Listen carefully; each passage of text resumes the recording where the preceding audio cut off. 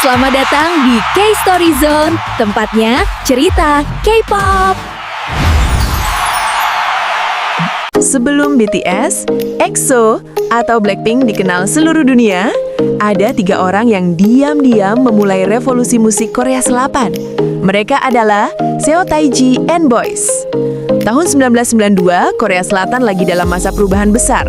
Musik pop saat itu masih didominasi oleh lagu-lagu ballad yang lembut dan sopan, khas era lama.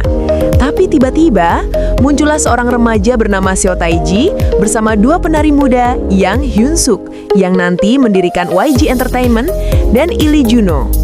Seo Taiji awalnya bukan penyanyi, ia seorang pemain bass di band rock metal bernama Sinawe. Tapi setelah band itu bubar, dia punya mimpi gila, menggabungkan rap, hip-hop, dan dance ke dalam musik Korea.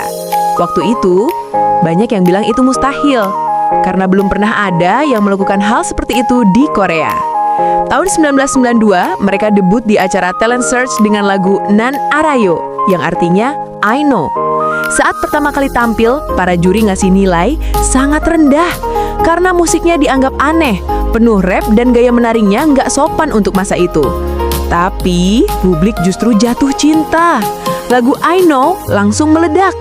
Anak-anak muda di Korea tiba-tiba punya identitas baru. Bukan cuma lagu cinta, tapi lagu tentang keresahan, impian, dan pemberontakan terhadap sistem sosial.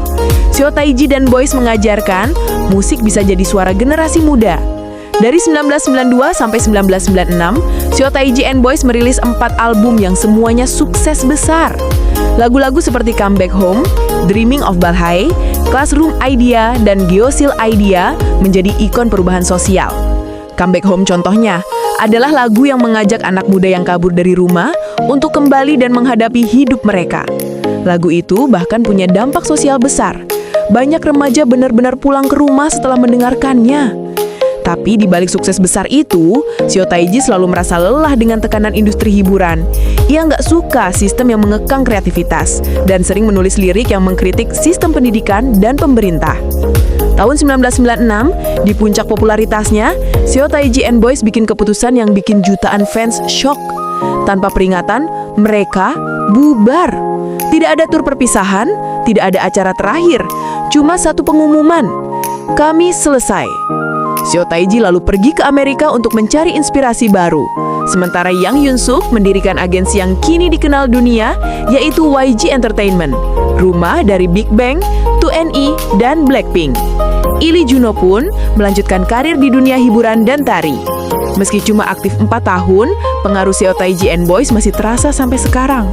Mereka memperkenalkan rap, dance, fashion street style, dan konsep idola muda yang energik yang kemudian jadi fondasi K-pop modern. Bahkan banyak yang bilang, tanpa Seo Taiji and Boys, tidak akan ada BTS, EXO, atau NCT, karena merekalah yang membentuk pola dasar industri idol Korea sekarang. Mereka bukan sekedar penyanyi, mereka revolusioner. Seo Taiji and Boys membuktikan bahwa musik bukan cuma hiburan, tapi juga cermin dari generasi muda dan alat perubahan sosial. Dari studio kecil di Seoul, mereka mengguncangkan seluruh Korea, bahkan sampai dunia.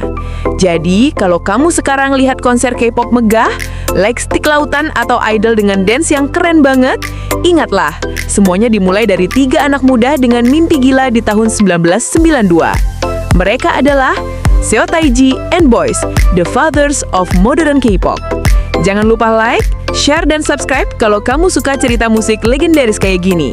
Sampai jumpa di episode berikutnya.